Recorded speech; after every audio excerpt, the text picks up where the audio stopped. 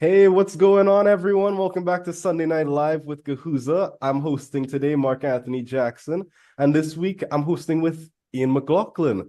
So tonight we're going to be talking about something that a lot of job seekers have either dealt with or are worried about.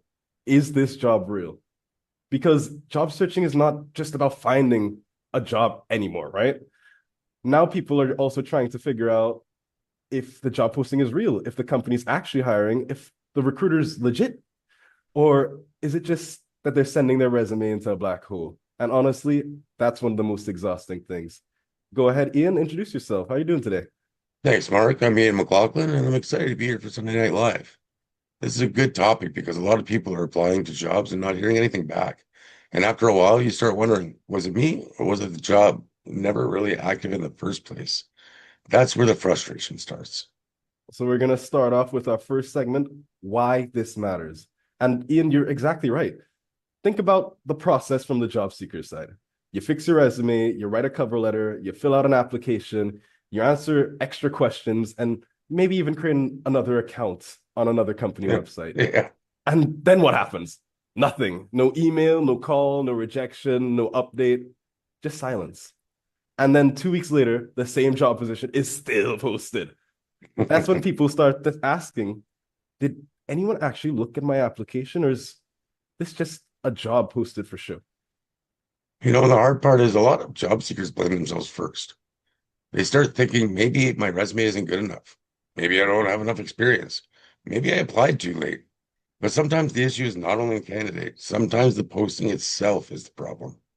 A lot of job seekers are kind of walking around thinking they're failing when really they may need to be applying to jobs not that are not even active. They just may be applying to those jobs.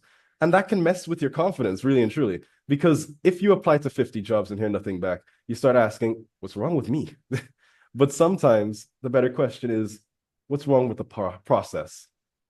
And Exactly. that's exactly where we're going to go into our next segment here, fake jobs versus ghost jobs.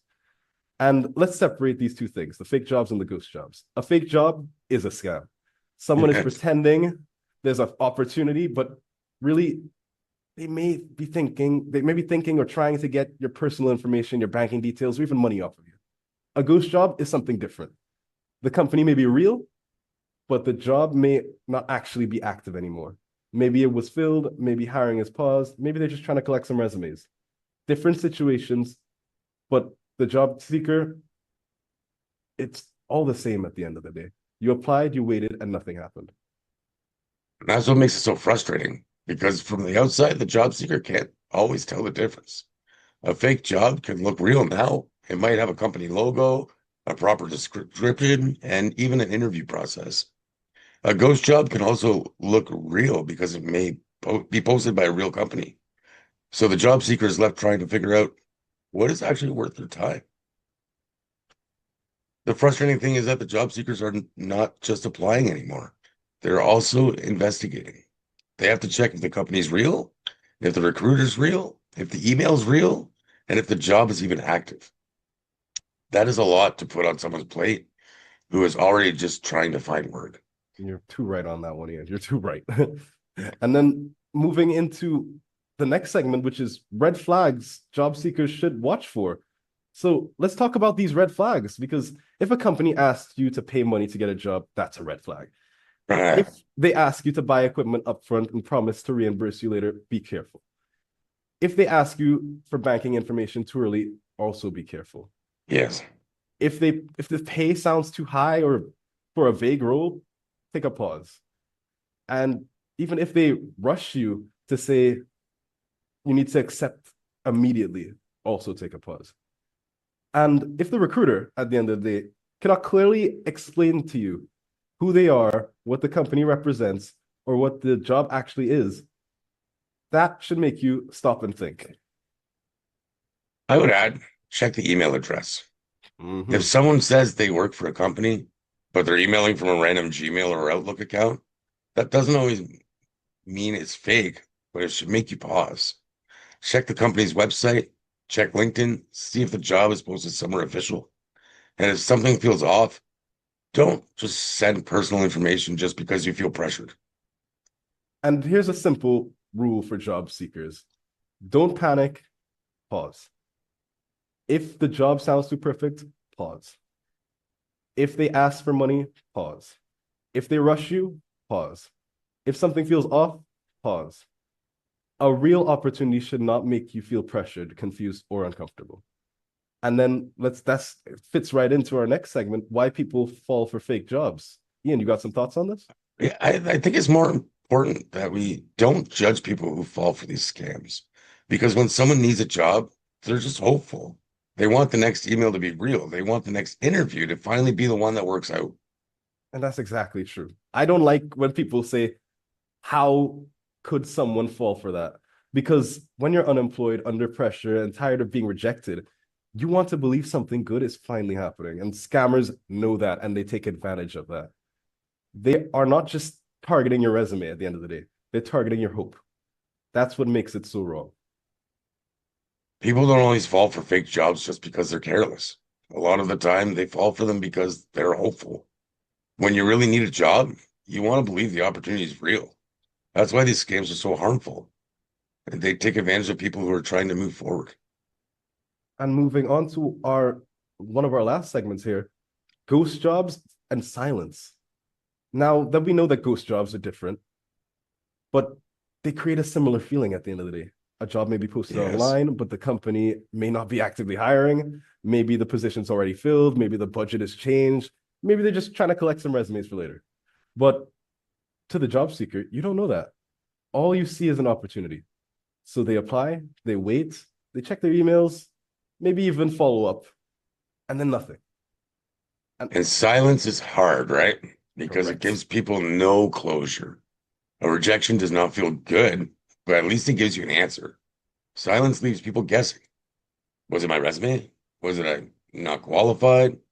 Was the job filled? Was the job even real? The uncertainty can really wear people down. Rejection hurts, but silence can be worse. Yes. At least rejection gives you an answer. Silence makes people replay everything in their head and wonder what they did wrong, even when the issue may have had nothing to do with them.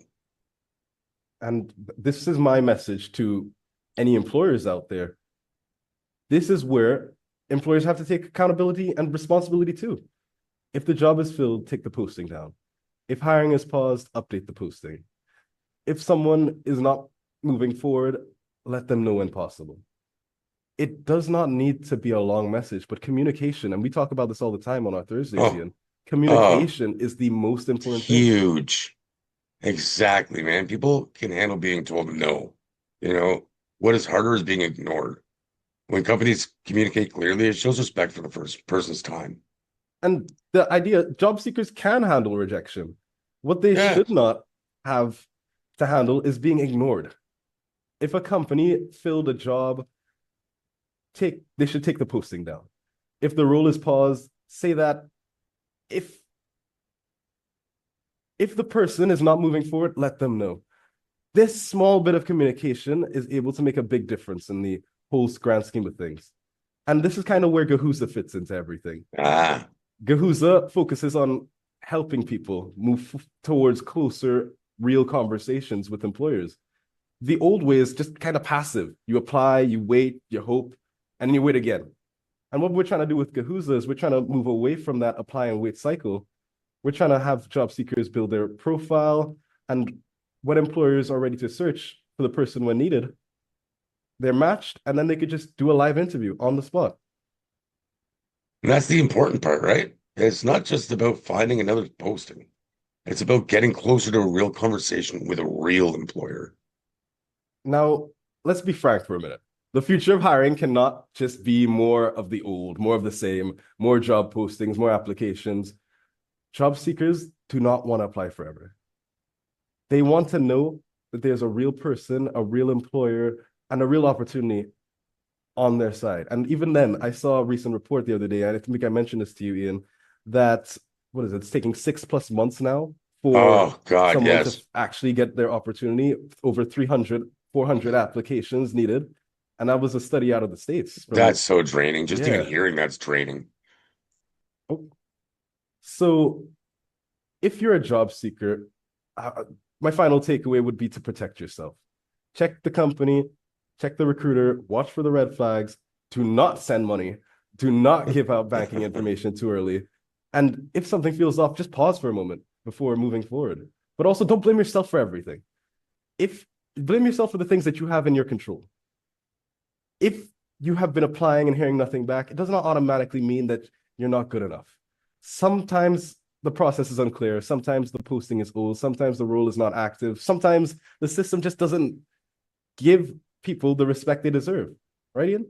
And for employers, be clear with people. If you're hiring, show the opportunity is real. Keep your postings updated. Communicate when you can. That makes a huge difference. Exactly. And job seekers should not have to wonder if the opportunity is real. They should be able to focus on showing their skills, preparing for the conversation, and connecting with employers so who are actually hiring. And that's what we want to see more of: real people, real employers, real opportunities, and real conversations. And I'd also like to plug that we'll be leaving the link to our Thursday 2 o'clock conversations, which we have with job seekers every Thursday.